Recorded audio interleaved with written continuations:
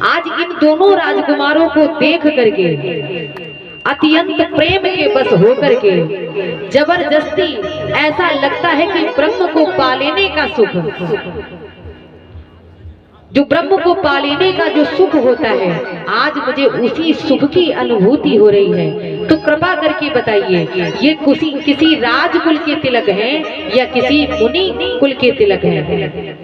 तो महाराज महामुनि विश्वामित्र जी बताने ही जा रहे थे तो प्रभु जी ने शांत कर दिया, क्योंकि जहां जहां पर प्रभु का नाम और पूर्णतया परिचय देने की बात आई तो वहां पर प्रभु मना ही करते हैं। तो आज भगवान राघवेंद्र सरकार का परिचय बताया कि ये किसी मुनि कुल के तिलक नहीं है, ये महाराज दशरथ के दोनों राजकुमार हैं। एक का नाम है राम और दूसरे का नाम है लक्ष्मण। जो गोर वर्ण के हैं इनका नाम है लक्ष्मण, और दूसरे जो श्यामले वर्ण के हैं उनका नाम है राम। और राम नाम कहते ही हम सभी भक्तों को मिल जाता है विश्राम। आज विदेहराज जनक कहते हैं कि हे मुनिनाथ, इन दोनों राजकुमारों को लाकर के आपने बहुत ही अच्छा कार्य किया और इनका भी सेवा सत्कार करने का मुझे सौभाग्य प्राप्त होगा। आज दोनों भाइयों के सहित महामुनि विश्वामित्र जी महाराज जनक के कक्ष में आते हैं और सुंदर अतिथि कक्ष में निवास दिया। रात्रि में विश्राम करते हैं और इधर जैसे ही प्रातः काल हुआ तो लक्ष्मण भैया प्रभु श्री राम से कहते हैं कि भैया मैं नगर देखना चाहता हूँ, लेकिन संकोच के बस होकर के गुरुदेव से कह नहीं पाता। यदि गुरुदेव से मैंने कहा तो गुरुदेव मुझे जाने नहीं देंगे, और यदि आप कहेंगे तो गुरुजी आपको मना नहीं करेंगे, क्योंकि आप कोई भी कार्य मर्यादा से बाहर जाकर के नहीं करते हो। तो आज प्रभु श्री राम लक्ष्मण भैया को नगर दिखाने के लिए स्वयं गुरुदेव से कहते हैं कि गुरुदेव लक्ष्मण नगर देखना चाहता है और भय के कारण, संकोच के कारण आपसे प्रकट करके नहीं कह पाता। तो दोनों भाइयों को आज महामुनि विश्वामित्र जी आज्ञा देते हैं, जाई देखिया बहु नगर सुख निधान दो भाई, करहु सुफल सबके नयन सुंदर वदन दिखाए। राम और लक्ष्मण तुम जाकर के नगर देख करके आओ और समस्त नगरवासियों को अपना दर्शन दे करके सभी के नेत्र कृतार्थ करो। आज दोनों भाई एक दूसरे का हाथ थाम करके नगर देखने के लिए प्रस्थान करते हैं। एक एक गली, एक एक दुकान ऐसे सजाई गई है जैसे दुल्हन को सजाया जाता है।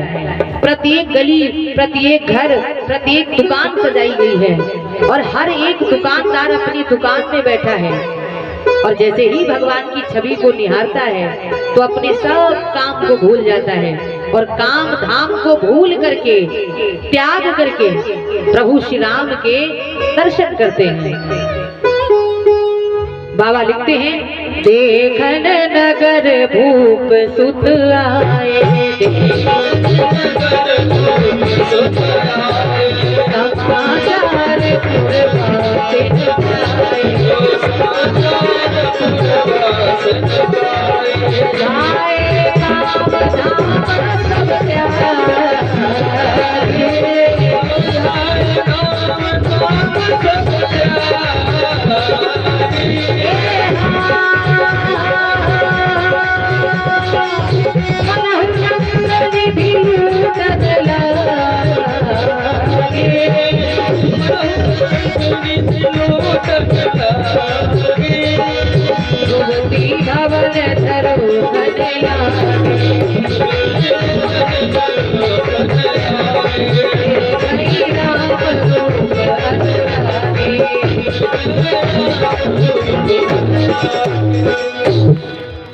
धाय काम धाम सब त्यागी, अपने काम धाम को त्याग करके काम को भूल जाते हैं और राम का दर्शन पाते हैं। तो जितने भी पुरुष हैं वो दहलीज से बाहर रह करके भगवान का दर्शन करते हैं, और जो भी जनकपुर की स्त्रियां हैं वो दहलीज के अंदर से भगवान का दर्शन करती हैं। क्यों?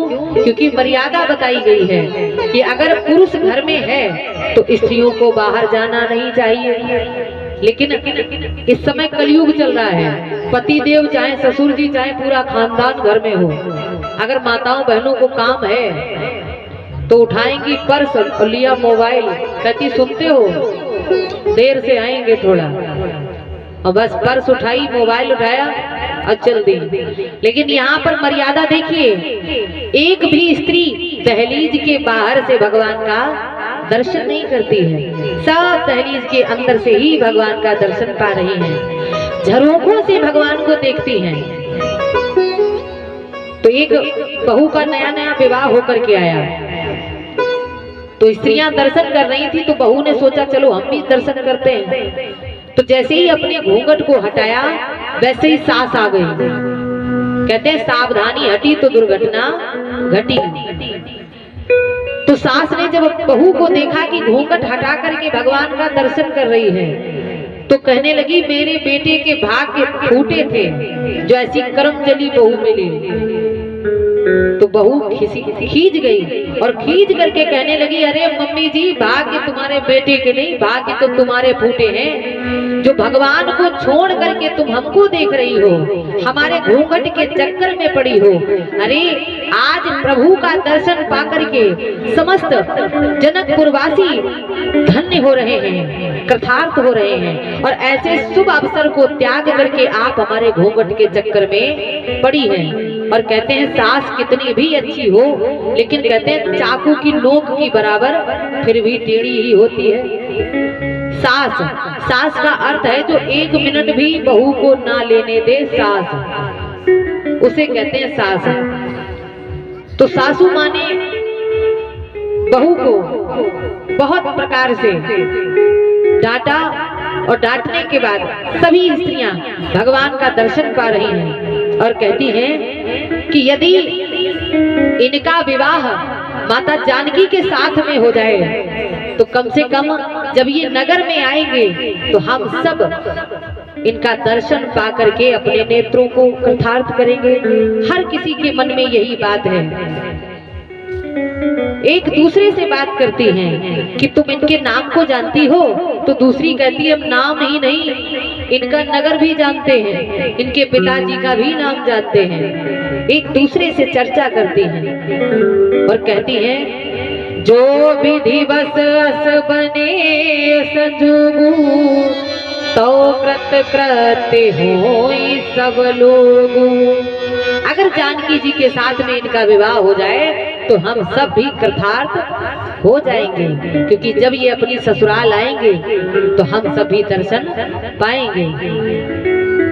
सभी स्त्रियां मंगल गीत गा रही हैं। नैनन में राम समाए गो, मोहे प्रेम को रोग लगाए गो।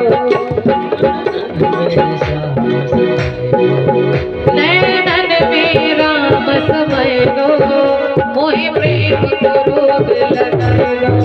नैनन में राम समाए गो, मोहे प्रेम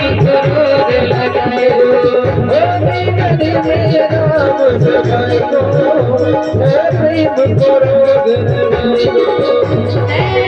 नैनन में Oh,